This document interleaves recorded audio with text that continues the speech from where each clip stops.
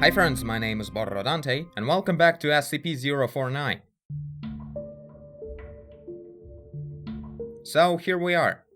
I read the comments and you guys seem to be really happy about the new version of the SCP, Doctor, so that's awesome. Also, as you can see, we're in Painstorm Studio instead of Photoshop now, and that's because the developers gave me the license. A second one, the same day I already bought my first one, so that was fun. Now I have 2 licenses, on my desktop and on my tablet system. Great for me. Now, there's still a lot to uncover about the program probably, so I'll probably be struggling here and there. I did a few test paintings and I posted them on Instagram. This oddly creepy little girl of some sort. I don't know, it was pretty cool. But as you can see, I can't really get... Yeah, and this guy. I don't know, this is some kind of random superhero thing. So yeah, he's really weird. In here, details are a bit better, but in general, I seem to not go very well with detailing better, deeper, on a higher level of details. So I'm using these very optimized settings for the brushes in a way that the bristles are very rare, which is kinda lame, but what you gonna do, since I'm really not used to the performance of anything but Photoshop. The main issue with Paintstorm is that you can't make the brush not blending. I mean, you can of course do this and it's not gonna technically blend colors, although I can see it still does that. I wonder why, by the way. Yeah, that's definitely blending. Why does it do it when I turn it off completely? But that's the point, what I'm trying to say, that even if we have all the settings of blending set to 0, it's still the same engine that involves blending. It's just not showing it. Like, the setting of blending is 0, but it's still there in the algorithm, meaning the optimization is not happening to the point where this is a brush that wouldn't be blending at all. It's like a programming thing. You can't really optimize things if everything is included in a way. So that's an issue that Paintstorm has probably. And a cool way out of it would probably be to create some kind of under-the-hood optimization in a way that if I turn off the blending completely, like if there's actual 0 in the setting of the extends color or blur mode, if everything would be just 0, then the brush would kind of like, under the hood, without my actual notice, would change to a different brush engine in a way that is really optimized to not work with blending at all and be a lot faster, if it's possible to do it all. Because I don't really know how to do that, how to write codes like that. But what I'm trying to say is really one thing I would love for Painstorm Studio to avoid is to split the tools into different brush engines visually for us in the interface. I still want the ability to just, you know, change one brush into an opposite kind of brush with just tweaking the settings in this one window. But anyway, for now, this is what we have. Finally moving on to SCP. Let's see what we want to do. Oh, so good that we restarted this. Now, let's work on the dead dude, because the SCP itself is in a pretty good level of detail for now. We shouldn't detail it more, while everything else is just this. So let's start. Oh, by the way, I have my potato brush in here now. I didn't import a lot of brushes. Canada is not my brush, it's just... it looks kinda close to Canada, so I called it that way. Really, the only brush that I imported is this potato brush.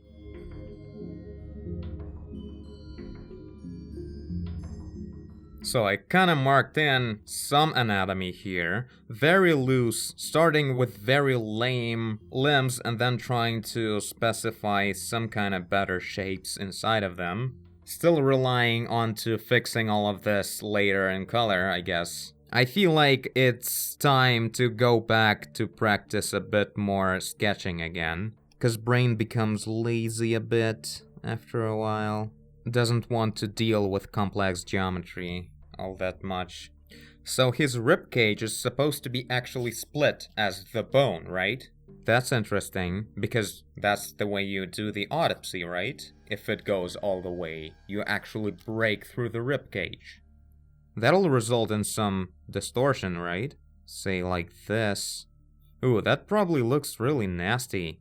The way the torso gets deformed because of that, and the clavicles spread away. The neck probably looks weird. Ew. What I really love about the way Painstorm goes about visualizing the brush is, first of all, is that it's a really good tilting and everything visualization, plus very smooth and nice change of the brush really quick. I think this thing works better than in Photoshop. But what's really cool is that when the brush becomes really small, no disgusting huge cross appearing over the brush. In Photoshop, when the brush is this small, there will be like this size of a cross over it, and the brush would be in the center. Like I'm blind and I can't see the fucking brush. Disgusting way to show the small brush. I hate it, always hated it. And it's so good in here. Like, it still has some kind of note on where the brush is, but it's such an accurate, tiny little triangular brush next to the actual pattern. This is so cool.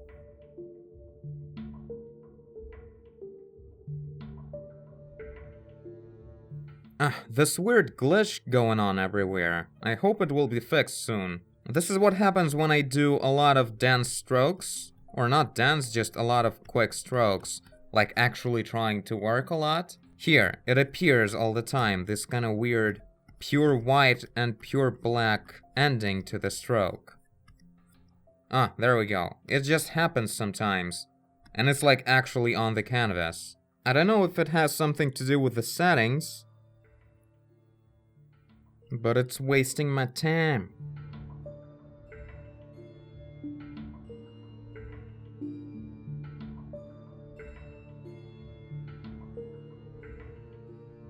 Okay, no. I can't. It's too annoyingly slow. We have to switch back to Photoshop. I'll probably test more on this later, trying to find brushes that work better maybe, but right now I just can't. I have to search a lot to find the proper geometry of everything. The corpse looks like it was painted by a 5-year-old. This is not the way I paint corpses. It's really hard, like I need to work with bigger brushes to quickly switch, and this is the speed at which they appear. By the way, I did 2 more strokes, but it just didn't show them because it was lagging when I was doing the last few strokes. So it's just so slow. And it's like, when it's slowing down, it's like simplifying the shape of your stroke. I think we should wait for an update, because it doesn't handle the resolution. By the way, the glitch with the black tip of the stroke in the end that happened in the beginning here. Right now it disappeared when I used one of the default presets of the brushes. Anyway, we'll do more experiments on that later with maybe an image of a smaller resolution.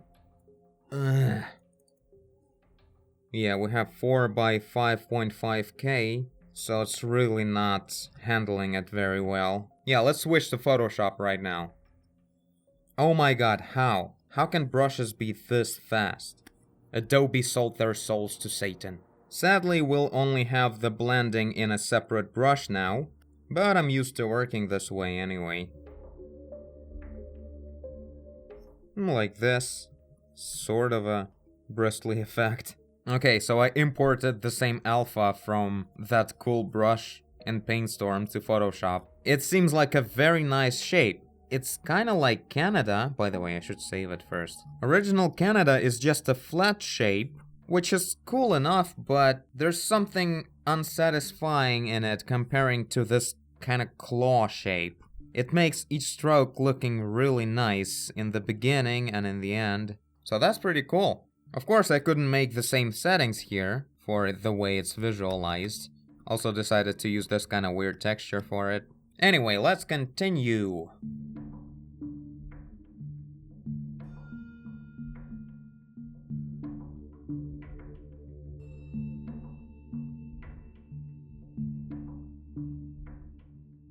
Okay, so I was playing with brushes a whole bunch, and then I took a break. Now I don't remember what I was doing.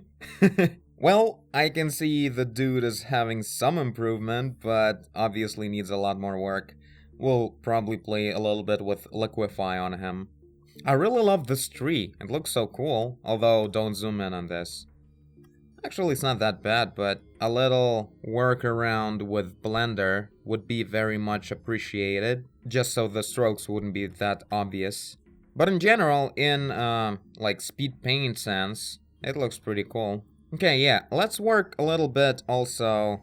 I want this area to be mostly dark ground, with some rare leaves probably, and maybe just yellowish random leaves just laying on the ground here and there. Thing is, when you're painting a forest, it's important to realize that it's not all 100% covered with leaves and everything. If you look down where your feet are, you will see a lot of ground and some leaves, some branches, aside from having actual trees around and big bushes. The forest ground is usually pretty much just a very dark soil. But as we go closer to the horizon, we see less and less of the flat ground and more of all the leaves that stick out. That's just the geometry paradox. If something is sticking out, like this, we can see the ground between them, but like this, we'll only see the objects themselves. So, closer to the horizon, there will be only leaves overlapping each other, a lot of them. But as we go closer to looking at the ground from the top, that'll mostly be just ground. I kind of had this thought relatively recently while looking at someone's painting, and I thought like, that's interesting. Just because, for some reason, it's kind of hard sometimes to figure out how exactly to distribute the details and whatever is going on the ground. It's kind of hard to imagine how the ground would actually go. I don't know why, for me it's hard. Probably because mostly I paint just characters, and when it comes to adding actual background, where you can see the ground, the actual solid geometry that connects the character with the background, that's kind of a hard part. So you have to like think about it, you have to look at references at someone else's artwork to see how that thing is being worked around. Yeah, moving on. Let's work a little bit on the top area. It looks a bit shitty.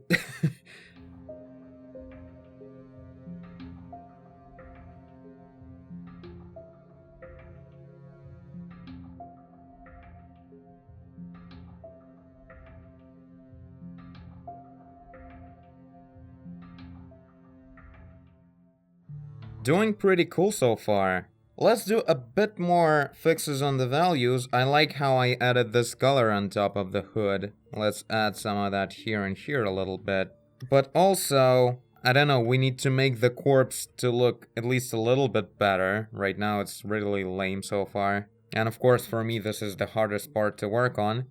But also we need to add one thing that is necessary for the story. He should have all of his tools being somewhere on the ground.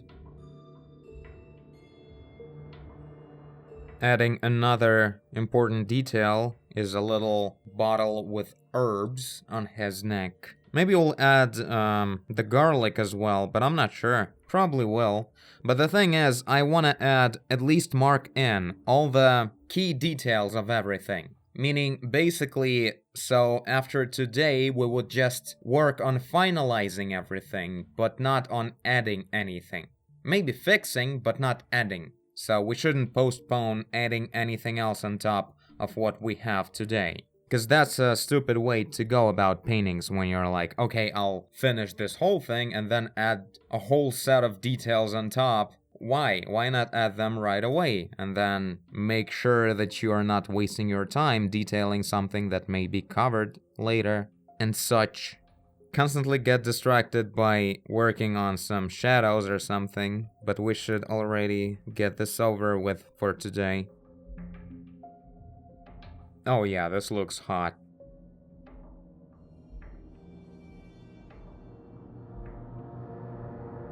What if he would have a little table that he would be placing on top of the patient's legs like this? That will look pretty cool and kind of like convenient and thought through. Let's do that. Especially convenient for us in the composition. Man, he looks so cool. Like, holy shit. This was cool, but this is like another level of cool.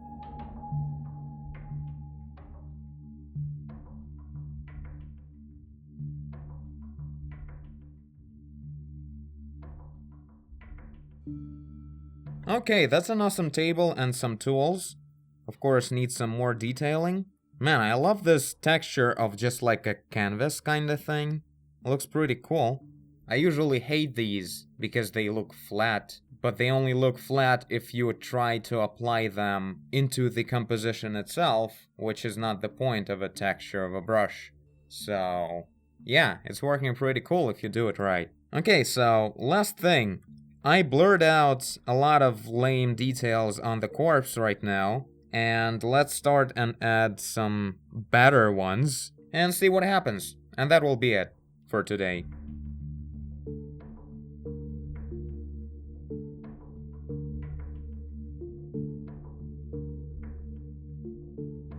This is cool now.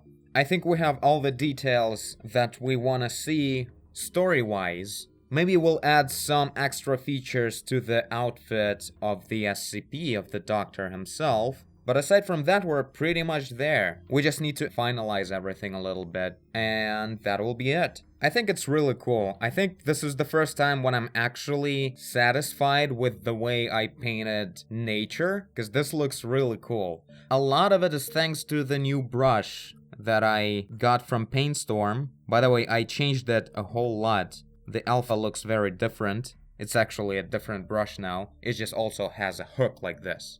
So this is a really cool brush, and I really like using this texture of some random fabric in a way. It's kind of really nice. Basically, I kind of wanted to give up on using textures at all lately, because they don't really make sense a lot. Because when you paint with wet paint, what kind of texture would you get? Aside from the texture of the canvas, of course, but when you paint with wet paint on top of wet paint, there won't be any texture of canvas even be revealed. So basically there shouldn't be any texture. But this way it's kind of cool. It looks like there's just not a lot of paint on the canvas. Kind of cool. Also, note how awesomely the bottom of the SCP looks like, thanks to the air perspective in these areas. They look so cool.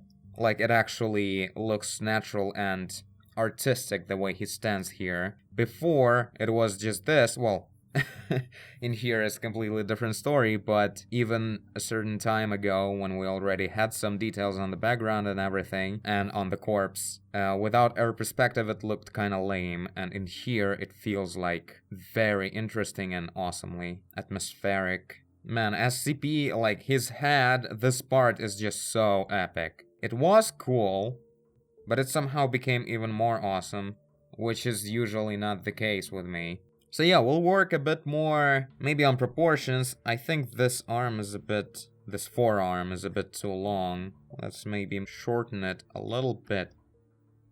Like this. So yeah, this is it. What do you guys think? Tell me in the comments. A real shame that I couldn't work in Paintstorm Studio. Well, it's not for my format of painting. I love working with huge resolutions and I need a very high speed of rendering of the strokes. Otherwise, I can't handle that. I'm spoiled by Photoshop performance, basically. That's, I have to think like this because I haven't seen a single program that would work really as fast as Photoshop with custom brush shapes.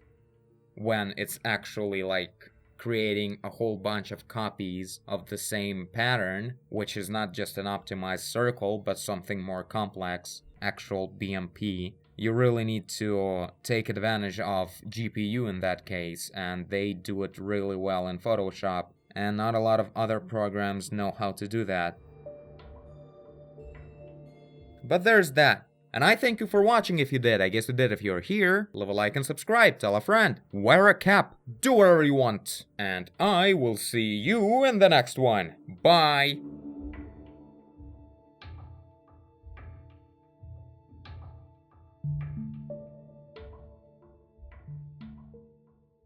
A 5-hour recording when I have to post it tomorrow. Worth it. Hope I won't mess up the editing rushing so hard.